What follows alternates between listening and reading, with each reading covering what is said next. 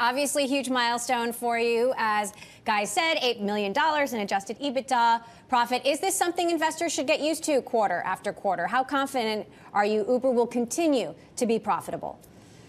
Oh, we're quite confident. And actually, in the indications guidance we gave for investors for Q4, we got it to $25 to $75 million in EBITDA profitability. And I think for the foreseeable future, you can expect to see a company that is growing our top line at very healthy rate, over 20%, as we expand into this $5 trillion mobility total addressable market, as we expand into the delivery $5 trillion total addressable market, and freight as well, while improving the profitability of the business. We're really hitting that scale point globally, where we can deliver both growth and profits for the foreseeable future. Now, I know you've been working on driver supply, but wait times are still longer than usual and fares are still higher than usual. How much longer will wait times and fares be elevated? Well, we've added, even just in the US alone, 640,000 drivers and couriers to the platform. Number of drivers on the platform is up 65% since January. Number of couriers on the platform is up 80% since January. And the good news is that the incidents of surge pricing are about half of where they were at their peak. Average wait times are about 4.5 minutes, so we're below that magic 5-minute mark. Not everywhere, but on average. So the quality of the service continues to get better. You know, the problem that we have is we have too much demand as everything is opening up. Now we're seeing travelers go to airports as well. Airport trips are up 20% just in the past 2 months, and for business travel are up 60%. So there's a ton of demand out there, and we are catching up to demand happily, but the demand keeps growing ahead of us as well.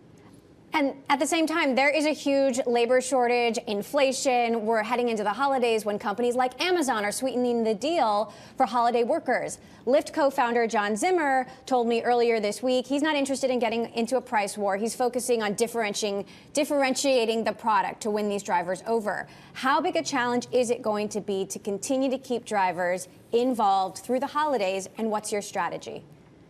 So I think the great news on drivers is that driver earnings, first of all, are at historical highs. If you're a driver who is driving more than 20 hours on the platform, so you're a pretty engaged driver in a top 20 market, you're making, including tips, $40 per active hour. So the earnings are very high. And then within this world, you know, the Zoom world of ours, where we talk about flexibility and being able to work whenever you want, wherever you want, et cetera, that's exactly what Uber offers for blue collar work, call it. And you can choose to move people, or you can choose to move food around as well. So we have the broadest platform than anyone else. So we think the combination of earnings opportunities, which are dynamite, and flexibility, whether you want to drive people or drive things, puts us in a really good position. And you can see it in the trends in terms of drivers on the platform being up and couriers on the platform being up. And we only see those trends improving as we get into Q4 and frankly into next year. Dara, good morning, it's Guy. Let me just talk a little bit about what's happening over on my side of the pond, which is London. London's traditionally been, from my perspective, a pretty hot market for Uber, but competition has increased massively over the last couple of years. Emily highlighting the profitability and the milestone that you guys have achieved. Is London profitable on an adjusted basis as well? I'm curious to see what the profitability numbers look like over here. So we don't disclose profitability by city, et cetera. I will say that in London, we have passed a great milestone of declaring drivers as workers. That means they've got the flexibility to be on the platform as well, but they essentially earn a minimum wage, they earn pension benefits, et cetera, which we think are terrific. We're now working with the GMB to make sure that the driver worker experience is absolutely top notch. Many of our competition have not moved forward and have not done the right thing. So they enjoy a pricing advantage, you know, kind of taking advantage of drivers out there. This is the UK Supreme Court declared that drivers should be workers. So we have followed suit. We think right now some of the competition has a pricing advantage, but it's based on what we think not following the law. And we think, the will of the Supreme Court should be recognized by anyone in the transportation industry. We think it will happen. When it happens, the UK market will be a great market for us, and it'll be a great market where drivers are using our platform in the right way, which is as workers. Darragh, the big conversation right now is about supply chains and bottlenecks. You are moving more and more into the freight business.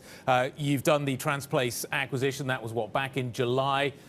What do you think is happening in the global supply chain story right now? What do you make of it? How sustainable is the current situation? What needs to happen to fix it?